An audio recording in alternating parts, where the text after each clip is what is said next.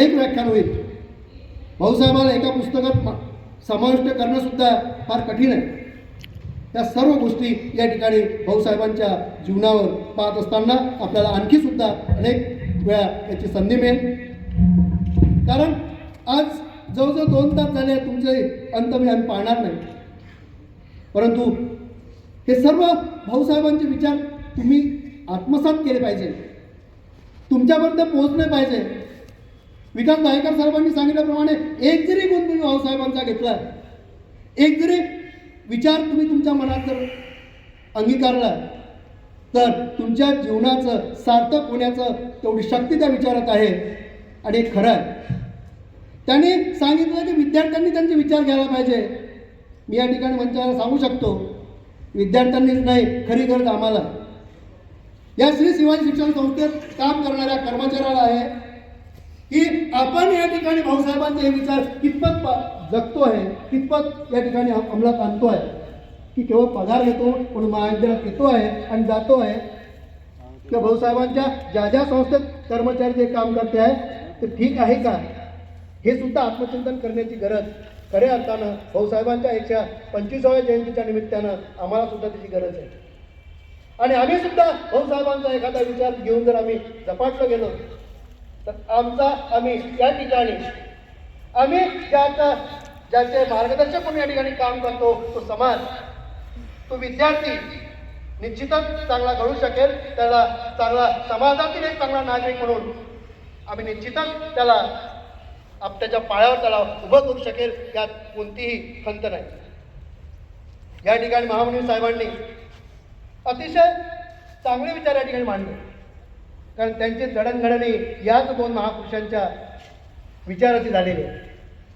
जर या महाराष्ट्राला 2 भाऊ जर मिळाले नसते, एक कर्मवीर भाऊराव पाटील आणि विदर्भातील डॉक्टर पंजाबराव पाटील भाऊसाहेब देशमुख जर मिळाले नसते, तर आज या महाराष्ट्रातील जी मोठ्या प्रमाणात सुशिक्षित उच्च विभूषितची पिढी आपल्याला दिसते, कदाचित ती आज दिसली नसती. आज तुम्हाला जे शिक्षण मिळालं आहे, तुम्हाला ज्या सहज या ठिकाणी शिक्षण मिळत आहे, त्याचं खरं मूळ जर कोणतं असेल तर कर्मवीर भाऊराव पाटील आणि डॉक्टर पंजाबराव पाटील भाऊसाहेब देशमुख यांच्या कार्यात. कारण या मानवांनी जे विचार समोर ठेवले, जे ध्येय समोर ठेवले, यांचा जो त्याग आहे, त्या त्यागामुळे या ठिकाणी या 2 महत्त्वाच्या संस्था, शिक्षण संस्था निर्माण झाल्या. आमच्या आधीच्या पिढ्यात काही ज्या शिकल्या, त्यांना शिक्षणाचं महत्त्व माहीत झालं, त्यांना शिक्षणाचं महत्त्व कळलं आणि म्हणून त्यांनी आम्हाला शिकवलं आणि आम्ही घडलो. आणि आम्ही घडलो म्हणून आम्ही तुम्हाला काहीतरी सांगतो आहे, त्याचं मूळ जर कोणतं असेल तर या महाराष्ट्रातील या 2 भाऊंना आहे. रयत शिक्षण संस्थेचे संस्थापक कर्मवीर भाऊराव पाटील यांच्या संस्थेत या ठिकाणी महामहिम साहेब शिकले. त्यांनी सांगितलं, मी एका शेतकऱ्याचा मुलगा आहे. लहान असतानाच माझे वडील वारले आणि वारल्यानंतर ज्या काही गोष्टी असतात, ते पितृ क्षेत्र ज्या हरवते ते त्यालाच माहीत असते. आणि ती जाणीव त्यांना होती आणि म्हणून त्या जाणीव ज्या कष्टा खावा लागला, ती एकंदर उणीव आपण पूर्ण केली पाहिजे आणि त्यासाठी आपण जे काही करता येईल ते केलं पाहिजे. आणि म्हणून झपाटून ते शिक्षण घेत राहिले. आणि यांनी सांगितलं 1-2 नव्हे तर 5-5 ऑर्डरी किंवा 5-5 ठिकाणी त्यांचं सिलेक्शन झालेलं होतं.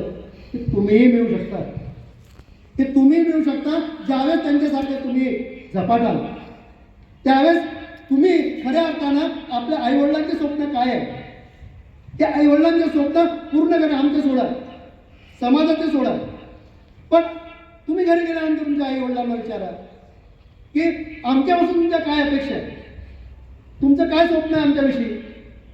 तर असा कोणताही आईवडील नसेल, तो टाटा बिर्लापासून म्हणजे श्रीमंत असेल किंवा खुरपा घेऊन शेतात जाणारा असेल, त्याचं एकच म्हणणं असेल की माझा मुलगा चांगला शिकला पाहिजे, चांगला नोकरीला लागला पाहिजे आणि आम्हाला हातभार लागला पाहिजे. एवढं तरी निश्चितच या ठिकाणी त्यांची इच्छा असेल.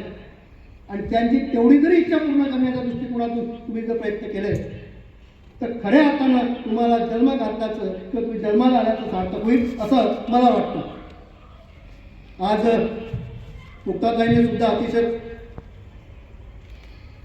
ओघसवी आपलं भाषण केलं, नाव मुक्ता दिवस मुक्ती दिन त्याचं औचित्य साधलं. आणि हे औचित्य मुक्ती दिन जरी या ठिकाणी आपण असलं तरी मुक्ती दिन असला तरी त्या मुक्तीतून आपण शौर्याच्या वाहू नये, आपल्या अंगात येऊ नये याचं भान दाखवण्याचं काम या ठिकाणी विकास भायेकरांनी त्या ठिकाणी दिलं. आणि म्हणून आज आपल्या ठिकाणी आपल्या समाजात राहत असताना जरी आपल्याला स्वातंत्र्य बाबासाहेबांनी या ठिकाणी घटना निर्माण करून जर दिलं असलं तरी त्या स्वातंत्र्याचा अतिरेक होऊ नये याची जाणीव आपल्याला संस्कृती सांगवते, संस्कृती दाखवते. आणि म्हणून जी हिंदू संस्कृती आहे, जी भारतीय संस्कृती आहे, ही जगात श्रेष्ठ संस्कृती आहे. या संस्कृती सुद्धा आपण जपली पाहिजे, आचरणात आणली पाहिजे. आणि त्या आचरणात आणून आपला सुद्धा या ठिकाणी समाजाला काही देणं आहे. एक चांगला समाज घडवायचा असेल तर स्वतः आपल्याला चांगला बनावं लागेल, एक सुशिक्षित एक चांगला नागरिक बनावं लागेल. आणि प्रत्येक जर सुशिक्षित आणि चांगला नागरिक जर बनला तर शुद्ध चांगलं राष्ट्र बनण्यासाठी वेळ लागणार नाही. आणि म्हणून यासारख्या ज्या जयंत्या पुण्यतिथ्या कशासाठी असाव्या घ्यायला पाहिजे ते मुक्ताताईंनी सुद्धा सांगितले की त्या ठिकाणी तुम्ही विद्यार्थी असताना तुम्ही यातून काय घेतलं पाहिजे, तुम्ही यातून कोणता नवीन संकल्प केला पाहिजे की या महापुरुषांनी त्या कष्टा काढल्या, ज्या कष्ट सहन केलेले आहे. हे जे कष्ट आहे त्यांनी तुम्ही कोणत्याही महापुरुषाचं चरित्र वाचा, त्याला कोणतीही पार्श्वभूमी नव्हती, कोणतीही श्रीमंती नव्हती, तर सर्वांनी या ठिकाणी हाल अपेष्टा सहन करून या ठिकाणी आपलं व्यक्तिमत्व घडवलं, आपल्या समाजासाठी केलं. आणि म्हणून ते महापुरुष झाले. आणि या महापुरुषांच्या जयंत्या पुण्यतिथ्या साजऱ्या करण्याचा मागचा उद्देश असायचा असते की यांच्या जीवनात ज्या काही गोष्टी झाल्या त्या गोष्टी वाचून तुम्हाला काहीतरी प्रेरणा मिळाली पाहिजे. तुमचं आयुष्य घडण्यासाठी, तुमचा एकंदर विकास करण्यासाठी एखादी जर ज्योत त्या ठिकाणी जर लागली तर तुमचं आयुष्य बदलू शकते, हे त्यामागचा उद्देश असते. आणि त्यामुळे त्यासाठी त्या सर्व जयंत्या पुण्यतिथ्या केल्या जाते. पण आपण विद्यार्थी काय करतो, कार्यक्रम म्हटला की घरी जातो.